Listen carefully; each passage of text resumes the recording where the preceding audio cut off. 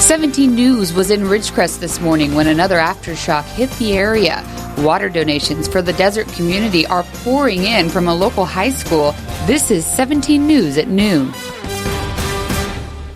Good afternoon. Thanks for joining us. I'm Tabitha Mills. 1 week after the primary 7.1 earthquake rocked the Ridgecrest area, another strong aftershock hit this morning. At 6:11, our chief photographer Sam Montero was rolling when a magnitude 4.9 aftershock hit. You can see how shocked 17's Vanessa Dillon was when both of them felt it as they were up there reporting live for 17 News at sunrise.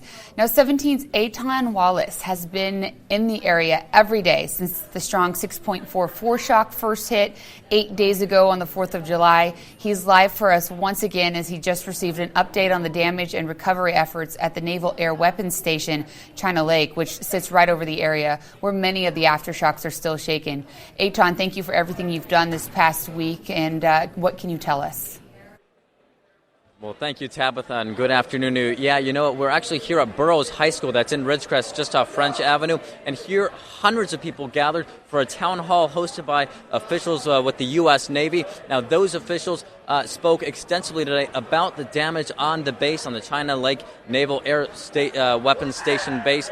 We should tell you that this base employs many, many people in this town of Ridgecrest, so it's very significant and very important for people to hear what happened here. As you see actually behind me, there's still a number of people, dozens of people still trying to get in touch with some officials from the U.S. Navy. Now, I do want to also let you know exactly what those Navy officials said today, and let me quote. Some of them said, one of the officials said, quote, "Some of the buildings on base have significant damage, but they would not provide a specific number as to the buildings that were damaged on base. But they did mention that there are more than 1,000 buildings undergoing thorough inspections by building code experts, and only once those buildings are what's called white tagged will employees be able to return to those buildings." We're told some employees can actually return to their buildings where they work in a number of days, while it could take much longer, perhaps weeks or even months, for other employees who work in significantly damaged buildings. Now, we also were told that some of the buildings actually have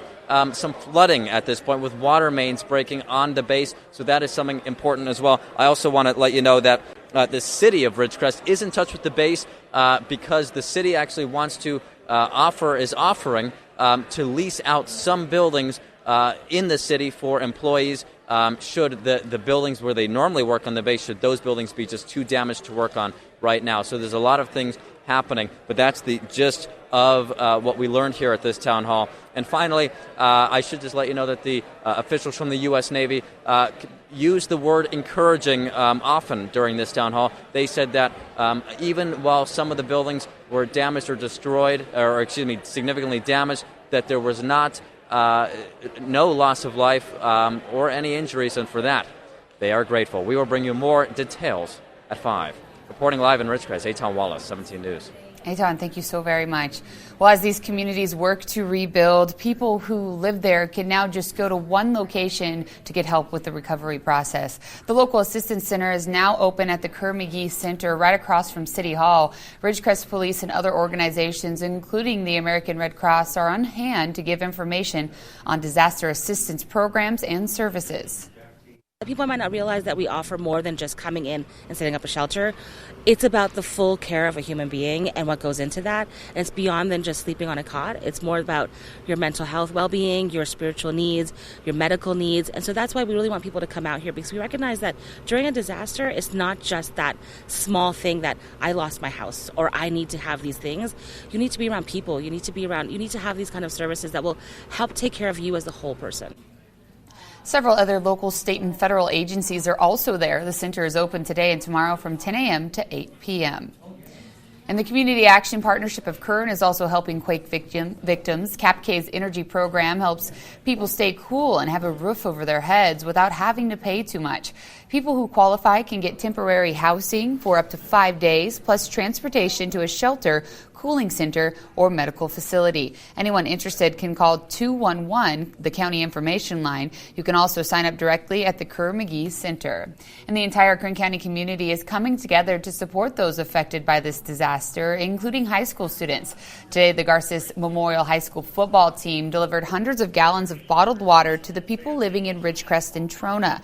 The team was inspired to help after hearing a fellow teammate and his family were affected by the quake.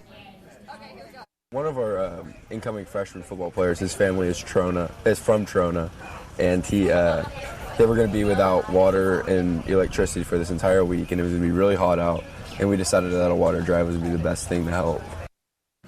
The team delivered 300 cases of water and more than 400 gallons of water. The team adds their thoughts and prayers are with everyone in the Ridgecrest and Trona communities.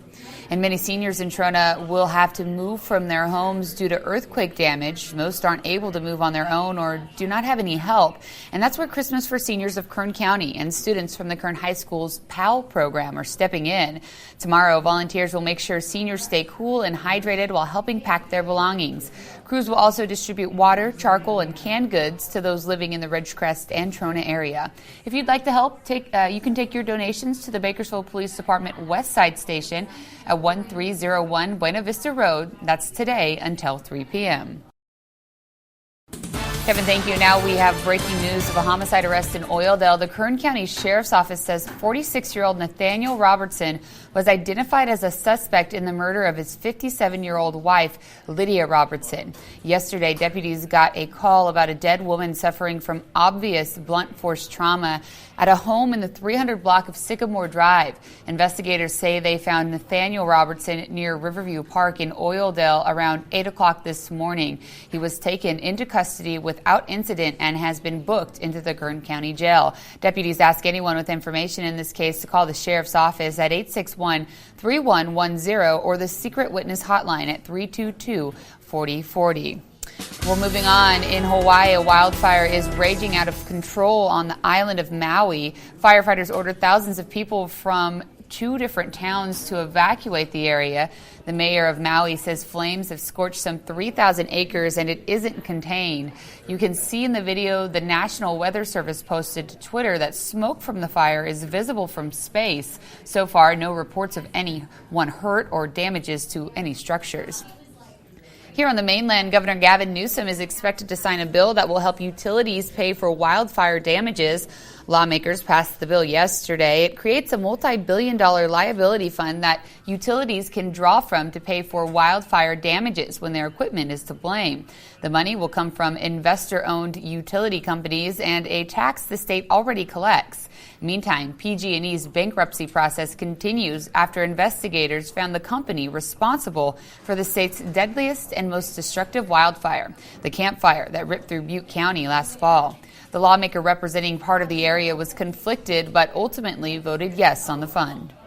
Do I deal with the devil that I know or the devil that I don't? If we let it all crash down, it would be just desserts for a company that has been as negligent as this one. PG&E didn't take a position on the bill, but in a statement, a spokesperson says the company appreciates the work of the legislature and governor on the issue. Some people in Kern County could be without power as SoCal Edison preps for a power safety shutoff because of increased fire risk.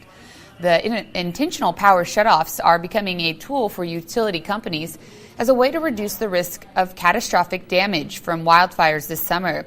Yesterday, SoCal Edison told Kern County officials the utility may shut off power in Lake Isabella and Bodfish.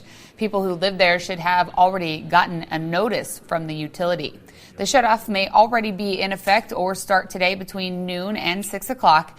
Meantime, people in the Bear Valley area may be pulled off the power grid Saturday afternoon between 3 and 6. If the shutoffs happen, power may not be restored until a day later at the earliest. Kern County officials released instructions online of what people should do if they lose power. If you're a Cal Water customer, your water won't be affected, but others would be. Refrigerated food is generally safe for 4 hours. Frozen food is safe for 24 hours. You should drink plenty of water and try to stay cool and hydrated ahead of the shutoffs. And there will be a cooling center at the Kern River Valley Senior Center. That's on Lake Isabella Boulevard near Kernville Road. If you have any questions about the shutoff, you can call SoCal Edison with the number on your screen. Welcome back in your 17 Health Watch. Women are not the only ones who get a boost from facial cosmetic surgery. A new Georgetown study found people had more positive feelings about men who underwent a nip or tuck. Participants felt men who had an upper eyelid or facelift were more likable and trustworthy, and they considered men who had a nose job to be more attractive. Men now make up 15 to 20% of the cosmetic surgery market. Welcome back in your 17 Business Watch. Taking a live look at stocks right now. The Dow is up roughly 180 points at this point this afternoon. NASDAQ and S&P 500 also up as well. Things are looking good on Wall Street. Now, an important message about our programming. If you know someone with DirecTV or AT&T Uverse, they're not getting our channel right now. And that's because an agreement over retransmission fees has not been reached between our parent company, Nexstar, and AT&T. We're urging users to call 1-800-531-5000 and urge AT&T not to drop KGET programming, which includes local news and shows like Sunday Night Football, This Is Us, and The Voice. You can also tell your friends who do not have our signal right now to follow us on all of our social media. That's Facebook, Twitter, and Instagram. To get more details on all of our top stories and extra content that's not in our newscast, make sure you download our KGET mobile app as well. Well, the Black Friday of summer is next week. Prime Day kicks off on Monday when Amazon will offer discounts online for its Prime members. Other retailers are launching sales this year too, including Target, Walmart, and eBay. Liz McLaughlin has more.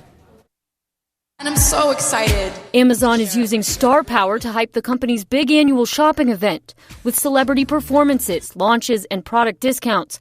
You don't need to go shopping anymore. You just go to Amazon Prime. All part of the 48-hour sale, kicking off at midnight on July 15th. Now we have over 1 million deals available on Prime Day, with new ones popping up across categories every 5 minutes. You have to dig through a lot of stuff to find the handful of gems.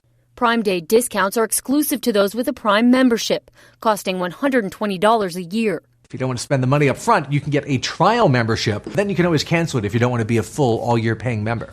Amazon hopes to surpass the $4.2 billion in Prime Day sales it raked in last year. But retail competitors are primed to compete. Target launching its Deal Days sale, touting no membership required.